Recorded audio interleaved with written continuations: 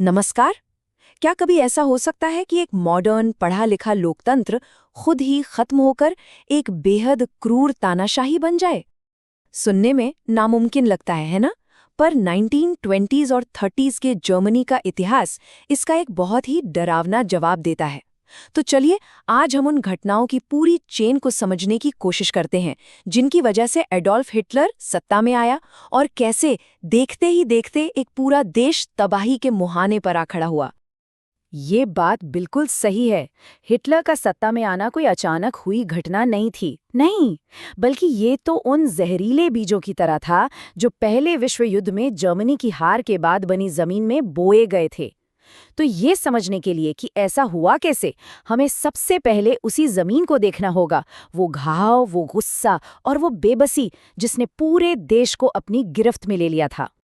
तो कहानी की शुरुआत होती है एक गहरे राष्ट्रीय अपमान से। 4 साल तक चले भयानक युद्ध के बाद जर्मनी को हार माननी पड़ी। लेकिन ज्यादातर जर्मन लोग इस सच्चाई को पचा नहीं पाए।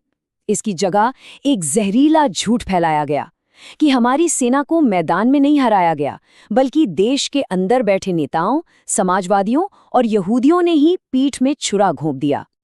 देखिए, ये जो शर्तें थी ना, ये जर्मनी के साथ कोई बातचीत करके तय नहीं की गई थी। नहीं, ये तो बस उन पर थोप दी गई थी। इसे डिक्टैट कहा गया, मतलब एक हुक्मनामा। जरा उस गुस्से की कल्पना कीजिए। एक तो पूरे युद्ध का इल्जाम जर्मनी पर डाल दिया गया, फिर इतना भारी भरकम हर्जाना लगाया गया कि देश की कमर ही टूट जाए, और ऊपर से अपनी सेना को भी खत्म करने पर मजबूर कर दिया। तो जिस लोकतांत्रिक सरकार ने इस पर साइन किए, सोचिए उसका क्या हुआ होगा। उन पर हमेशा के लिए नवंबर के अपराधी का ठप्पा लग गया। ज्यादातर जर्मन लोगों की नजरों में वो गद्दार बन चुके थे।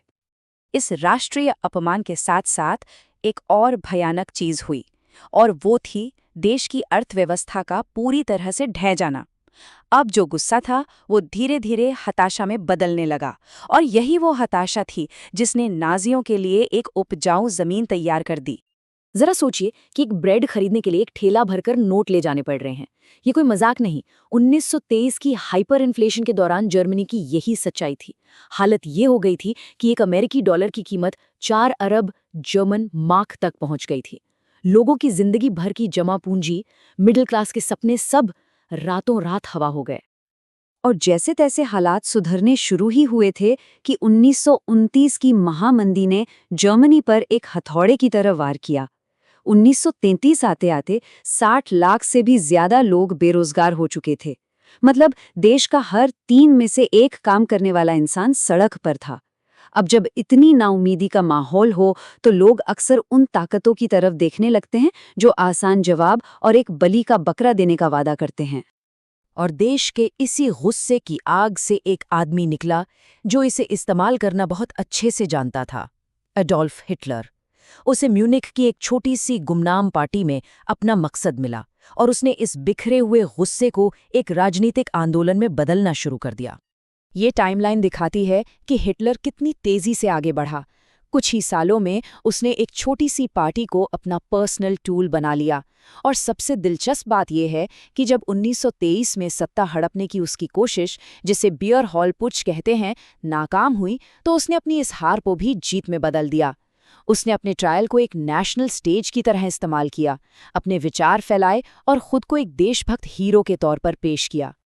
फिर जेल में रहते हुए हिटलर ने अपनी किताब लिखी, माइन काम्फ। इसमें कुछ भी छिपा हुआ नहीं था।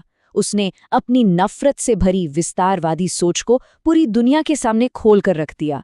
एक आर्यन सुपीरियर रेस का कॉन्सेप्ट, जर्मनी की हर प्रॉब्लम के लिए यहूदियों से नफरत और पूर्वी यूरोप को जीतने का पूरा प्लान, सब कुछ साफ साफ लिखा हुआ था।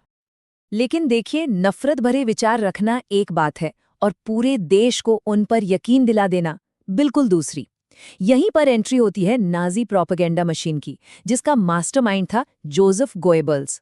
उसका एक ही लक्ष्य था, हर हाल में जर्मन लोगों के दिल और दिमाग पर कब्जा करना। हिटलर प्रोपेगेंडा के पीछे की साइकोलॉजी को खुद समझता था। उसका मानना था कि मैसेज बिल्कुल सिंपल, इमोशनल और बार बार दोहराया जाना चाहिए। यहाँ बात लंबी चौड़ी दलीलों की नहीं थी, बल्कि छोटे छोटे नारों को एक हथौड़े की तरह लोगों के दिमाग में तब तक ठोकने की थी जब तक कि वो उसे सच ना मान लें। और उन्होंने ये किया कैसे? उन्होंने सिर्फ अखबारों पर कब्जा नहीं किया, बल्कि सस्ते रेडियो बनवाए ताकि हिटलर की आवाज हर घर तक पहुंच सके।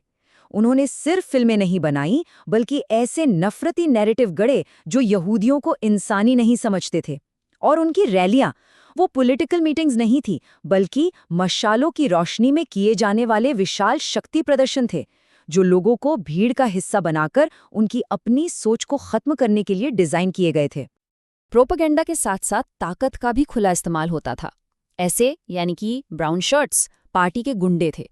सड़कों पर नाजियों के दुश्मनों को डराना, धमकाना, उनकी मीटिंग्स में हंगामा करना और एक डर का माहौल बनाना, यही इनका काम था। मतलब सिर्फ दिमाग बदलना नहीं था, बल्कि डरा धमकाकर विरोध की हर आवाज को चुप कराना भी था। तो अब हम आते हैं कहानी के आखिरी सबसे दुखद हिस्से पर। सवाल यह है कि आखिर एक ऐसी पार्टी जिसे कभी बहुमत मिला ही नहीं, वो एक लोकतंत्र पर पूरी तरह से काबिज कैसे हो गई? खैर, इसका जवाब राजनीतिक साजिश, संविधान की कमजोरियों और कुछ बहुत ही खतरनाक गलतफहमियों के जानलेवा कॉकटेल में छिपा है। असल में जर्मनी के लोकतंत्र की नींव में ही कुछ दरारें थीं। एक तो वहां की चुनाव प्रणाली ऐसी थी कि हमेशा कई छोटी छोटी पार्टियां जीतती थीं, जिससे कमजोर और अस्थिर सरकारें बनती थीं, जो कभी ठीक से काम ही नहीं कर पाती थीं।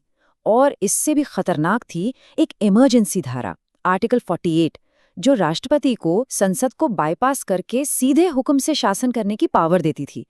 नाजियों ने इन्हीं दरारों का फायदा उठाकर पूरी इमारत ही गिरा दी। इस ग्राफ को देखिए, जैसे ही महामंदी ने देश को अपनी चपेट में लिया ना, नाजियों के वोट आसमान छूने लगे। 1928 में जो एक छोटी सी पार्टी थी, वो 1932 तक जर्मनी की सबसे बड़ी पार्टी बन गई। कनेक्शन बिल्कुल साफ है, लोग जितने ज्यादा हताश होते गए, उतना ही वो हिटलर की तरफ झुकते गए।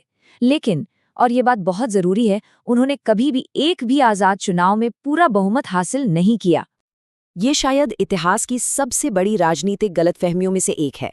जर्मनी के जो पुराने कंजर्वेटिव नेता थे, जैसे फ्रांज वॉन पैपेन, वो हिटलर को पसंद नहीं करते थे, लेकिन उन्हें कम्युनिस्टों से ज्यादा डर लगता था। तो उन्होंने एक सौदा किया, हिटलर को चांसलर बना देते हैं, ये सोचकर कि हम इसे कंट्रोल कर लेंगे। उन्हें लगा कि वो शेर की सवारी कर सकते हैं, पर असल में वो खुद उसका शिकार बन गए। और जिस तेजी से लोकतंत्र खत्म हुआ, वो हैरान करने वाला है। चांसलर बनते ही हिटलर ने बिजली की रफ्तार से काम किया। संसद में आग लगने की घटना को बहाना बनाकर सारे नागरिक अधिकार खत्म कर दिए गए। फिर इनेबलिंग एक्ट पास हुआ, जिसने उसे तानाशाही की सारी शक्तियां दे दी। और जब राष्ट्रपति हिंडनबर्ग की मौत हुई, तो खेल खत्म हो चुका था। सिर्फ 18 महीनों के अंदर जर्मनी एक लोकतंत्र से एक टोटलिटेरियन राज्य बन गया था। तो कुल मिलाकर ये एक परफेक्ट स्टॉर्म जैसा था। एक ऐसा देश जो अपमान से घायल था, आर्थिक तबाही से टूट चुका था, राजनीतिक नाकामी से जिसका भरोसा उठ गया था, और जिससे एक शातिर प्रोपेगेंडा ने गुमराह कर दिया था। हर एक चीज ने दूसरी को और मजबूत किया और नाजीवाद के उदय का रास्ता साफ कर दिया। और ये हमें एक बहुत परेशान करने वाले सवाल पर लाकर छोड़ देता है, जो आज भी उतना ही जरूरी है। जब सिस्टम फेल हो जाता है और लोगों में मायूसी घर कर जाती है, तो एक लोकतंत्र असल में कितना नाजुक होता है।